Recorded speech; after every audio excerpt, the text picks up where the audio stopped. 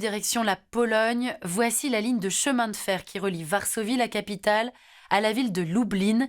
Samedi dernier, une explosion a eu lieu ici, près de la station de Mika, tandis qu'un caténaire a été endommagé sur quelques dizaines de mètres à proximité de la ville de Puławy, ce qui a provoqué l'immobilisation d'un train, aucun blessé heureusement à déplorer.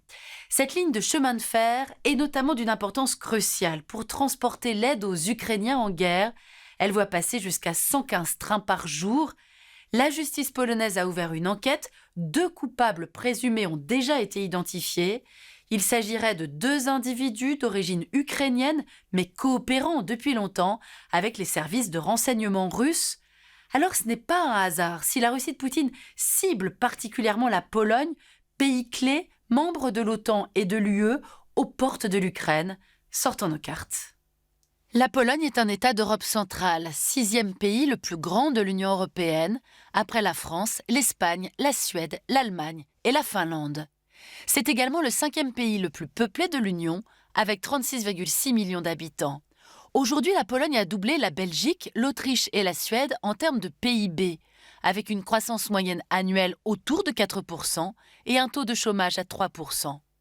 Puissance économique, la Pologne s'impose aussi comme une puissance militaire. Après l'invasion russe de l'Ukraine, la Pologne a considérablement augmenté ses dépenses militaires pour y consacrer en 2025 15 à 20% du budget de l'État. C'est de loin le taux le plus élevé au sein de l'OTAN. Il faut dire que l'armée russe a installé à Kaliningrad des missiles balistiques capables d'emporter des charges conventionnelles ou nucléaires, et que les exercices militaires de la Russie et de son allié biélorusse ont déjà simulé des attaques nucléaires contre Varsovie. Résultat, en 10 ans, de 2014 à 2024, le budget militaire polonais a été multiplié par 3,5 pour passer de 10 à près de 35 milliards d'euros.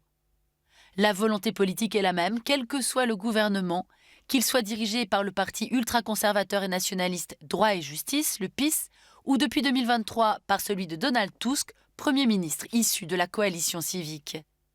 Désormais, la Pologne est à la pointe de la protection de l'Europe avec son bouclier oriental. En tout, ce sont 2,3 milliards d'euros investis dans le renforcement des structures de défense sur les 400 km de frontières avec la Biélorussie et les 200 km avec la Russie par l'enclave de Kaliningrad.